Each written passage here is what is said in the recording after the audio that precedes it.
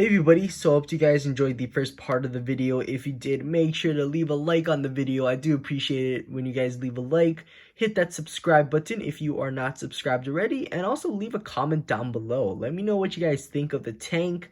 What you guys would have done differently with the setup, what you guys liked about the setup, just any, things that you guys have to say, any thoughts that you guys have. I want to hear it, so let me know down below in the comment section. But anyways, I just want to briefly explain the whole Dooa Neo Glass Air, how everything works, the pricing, and how you guys can set one of these guys up on your own.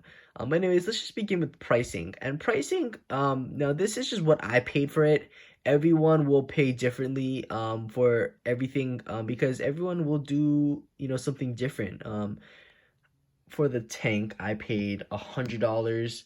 For the Neo Glass, for the Terra base, I paid 50. For the cover, which is sold separately, for some reason I paid 20.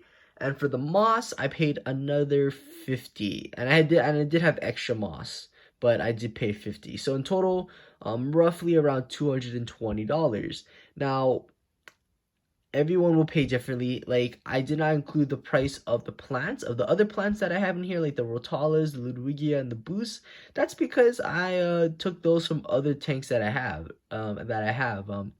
I trimmed some of the plants, and I just, used what I had, so I didn't have to pay anything extra. So also for lighting, I'm using natural sunlight, which is obviously free, so I don't have to pay for a new light.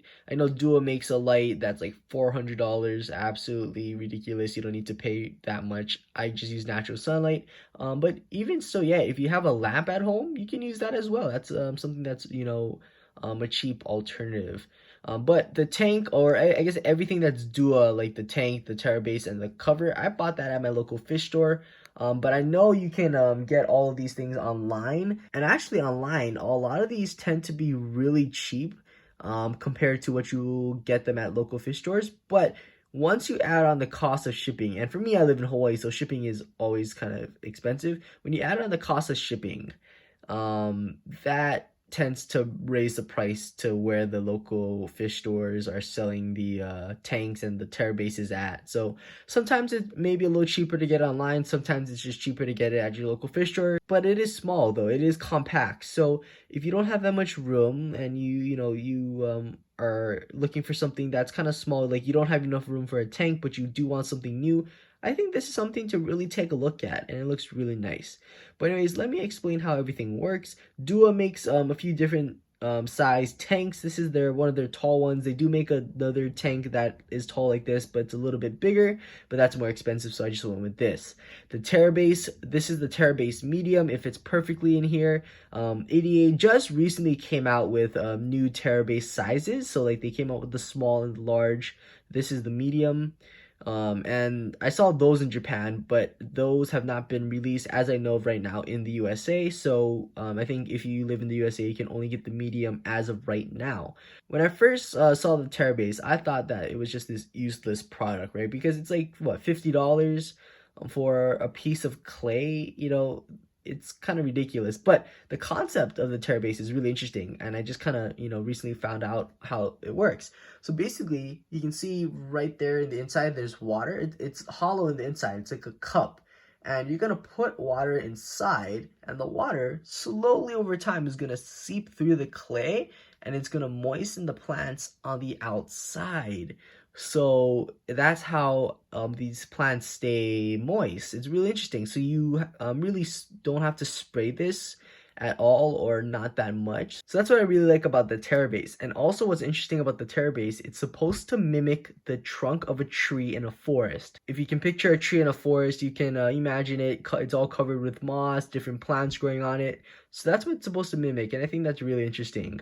Now what I did with my Terra base, and this is what most people do, they're gonna wrap it with some type of moss. I went with peacock moss. I didn't want to go with Java moss, because for me, Java moss gets that rep as like the beginner moss, but you can really do whatever you want with moss. And for like other plants, like I have some Rotalas, Ludwigia super red, this is Bucephalandra as well. You can do different species of Buces. This Buce is Bucephalandra Penelope. But you can really do whatever you want. Like I've seen actually like crypts being grown on here, like small orchids, small flowers. So that's really interesting. So yeah, you can do whatever you want. And I got a cover to keep everything moist inside. Because I don't want everything to dry out on me because yeah, the moss is expensive and I don't want these plants drying out on me as well. It is low maintenance, but I'm sure you have to do some trims every now and then to keep everything looking nice and nice and organized.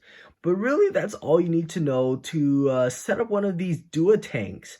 So yeah, that's basically it for the video. If you guys have any questions, yeah, let me know down below in the comment section. Again, leave a like on the video, hit that subscribe button if you are not subscribed already. I will do an update video in a few months just to see, or just to show you guys how everything grew out. But yeah, with that said, thank you guys so much for watching today's video. Hope you guys enjoyed it, and I'll see you guys in the next one.